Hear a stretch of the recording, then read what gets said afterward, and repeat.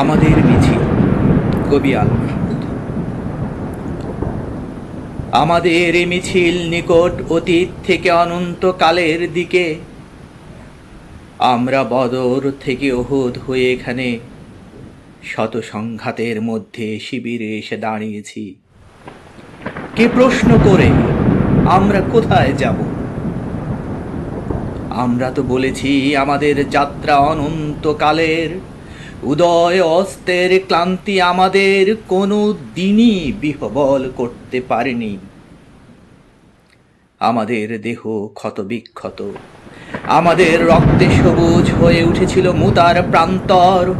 পৃথিবীতে যত গোলাপ ফুল ফোটে তার লাল বর্ণ আমাদের রক্ত, তার সুগন্ধ আমাদের নিঃশ্বাস বায়ু।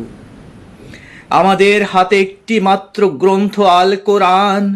এই পবিত্র গ্রন্থ কোনোদিন কোনো অবস্থায় কোনো তৌহিদবাদীকে থামতে দেয়নি। আমরা কি করে থামি? আমাদের গন্তব্য তো এক সোনার তরণের দিকে, যাই ভূপৃষ্ঠে নেই। আমরা আমাদের সঙ্গীদের চেহারার ভিন্নতাকে গ্রাহ্যের মধ্যে আনি না, কারণ আমাদের আত্মার গুঞ্জন হুহু করে বলে আমরা এক আত্মা, এক প্রাণ। শহীদের চেহারার কোনো ভিন্নতা নেই। আমরা তো শাহাদাতের জন্যই মায়ের উদর থেকে পৃথিবীতে পা রেখেছি। কেউ পাথরে, কেউ তাঁবুর ছায়ায়, কেউ মরুভূমির উষ্ণ বালু কিংবা সবুজ কোনো ঘাসের দেশে।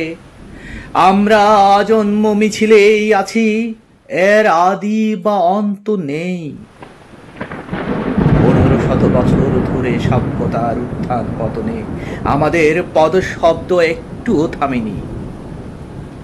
আমাদের কত সাথীকে আমাদের এই ভূপৃষ্ঠের কন্দরে কন্দরে রেখে এসেছি। তাদের কবরে ভবিষ্যতের গুঞ্জন একদিন মধুমক্ষিকার মতো গুঞ্জন তুলবে। আমরা জানি আমাদের ভয় দেখিয়ে শয়তান নিজেই অন্ধকারে পালিয়ে যায়। আমাদের মুখবয়বে আগামী উষার উদয় কালের নরম আলোর ঝলকানি। আমাদের মিছিল ভয় ধ্বংসের মধ্যে বিশ্রাম নেয়নি, নেবে না। আমাদের পতাকায় কালেমা তাইয়েবা। আমাদের এই বাণী কাউকে কোনোদিন থামতে দেয়নি, আমরাও থামব না।